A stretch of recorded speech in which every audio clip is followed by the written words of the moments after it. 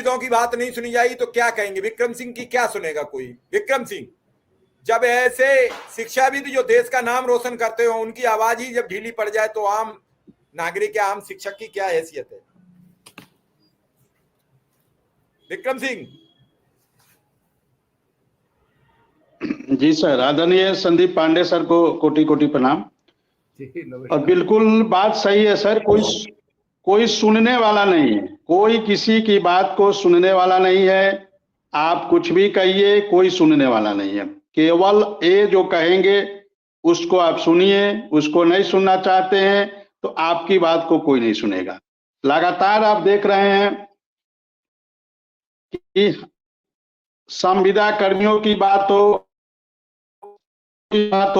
कोई सुनने वाला नहीं है।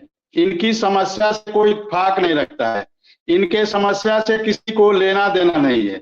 जबकि ऐसा नहीं है, ये लोग चाहते तो समस्या का समाधान हो सकता था। इस नई वीडियो में, ये वीडियो आप सभी शिक्षा मित्र साथियों के लिए बेहद ही महत्वपूर्ण होने वाली है। इस वीडियो में आपके बीच में वर्तमान की एक काफी ज्यादा बड़ी खबर साझा करेंगे। ये खबर आपके अस्थायीकरण के पॉइंट ऑफ व्यू से काफी ज्यादा महत्वपूर्ण है, तो सभी साथी वीडियो को पूरा देखें। चैनल को अभी तक आपने सब्सक्राइब नहीं किया है तो तुरंत ही इसे सब्सक्राइब भी कर लें। अब चलते हैं अपडेट पर। लेकिन इनके एजेंडे में ही नहीं है संविदा कर्मी ऐसा कि कैसे इनकी समस्या का समाधान हो, तो इसलिए लगातार समस्या आती रहती है। आप देखिए, महिला सशक्तिकरण की बात होती है, लेकिन उत्तर प्रदेश के अनुदेशकों में 65 से 70% महिलाएं हैं, लेकिन उस महिलाओं को कोई सुनने वाला नहीं है। उनकी एक अदद मांग है कि हमको हमारे ससुराल भेज दो, जहां हमारी शादी हुई है वहां हमारा ट्रांसफर कर दो, लेकिन अभी तक कोई सुनने वाला नहीं है।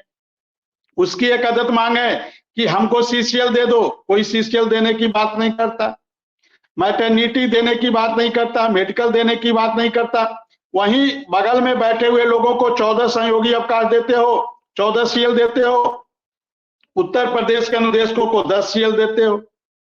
उनकी महिलाओं को, जो महिला सहायक अध्यापक हैं, उनको मैटरनिटी लीव दोगे, सीसीएल दोगे, मेडिकल दोगे। यहाँ जो महिला अनुदेशक है इसको केवल 10 सीएल से पूरा 11 महीना काम चलाना है। तो किस प्रकार से संविधान में समानता का अधिकार क्या है, हमें तो कभी कभी यही नहीं समझ में आता है कि ये राइट टू इक्वलिटी कहाँ चली गई। ये समानता का अधिकार कहा गया कि सबको भारत में समान अधिकार प्राप्त है, कहाँ प्राप्त है? हमें तो कहीं नहीं दिखाई दे रहा प्राप्त है। प्राप्त होता तो वहीं एक महिला को 14 सीएल, मेडिकल, मैटरनिटी, सीसीएल, ससुराल के जनपद में ट्रांसफर। वहीं जो महिला सहायक अध्यापक है उनका ट्रांसफर हो जाएगा, उनका अंतर जनपदीय हो जाएगा, वो अपने ससुराल में या जहां जाना चाहे चली जाएंगी।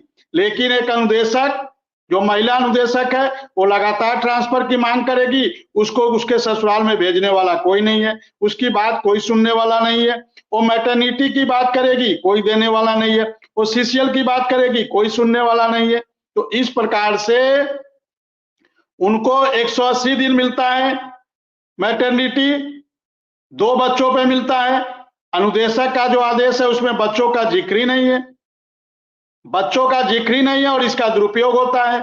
180 दिन एक बच्चों को देते हैं लोग। तो कहीं ना कहीं समझ में नहीं आता है कि इन समस्या का समाधान कैसे होगा। लेकिन लगातार संघर्ष जारी है और संघर्ष तो करना पड़ेगा, क्योंकि बिना संघर्ष के, जब इतना संघर्ष करने के बाद कुछ हासिल नहीं हो रहा है, तो यदि हम हाथ पे हाथ धरकर बैठ जाएंगे, अपने समस्या से मुंह मोड़ लेंगे, तब तो और समस्या का समाधान नहीं होना है। इसीलिए हमें लगातार संघर्ष करना है और तब तक संघर्ष करना है जब तक कि हमारी मांगे पूरी नहीं हो जाए, और अपना लक्ष्य लेकर रहना है। लेकिन इसके लिए उत्तर प्रदेश के सभी अनुदेशक साथियों से आग्रह करेंगे, एक मंच पे आइए,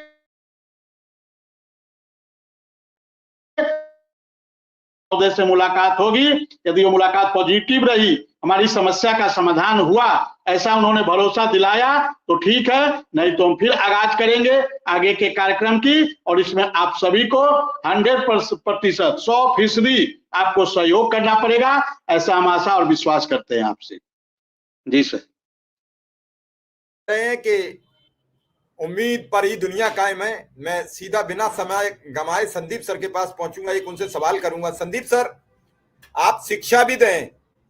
संदीप सर, आप शिक्षाविद हैं, प्रोफेसर हैं, बड़े बड़े संस्थानों में क्लास लेने जाते हैं, लोग बच्चों को शिक्षित करते हैं, शिक्षा के आयाम गढ़ते हैं, लोगों को समझाने का प्रयास करते हैं। पहले तो सर एक अनुदेशक है, वो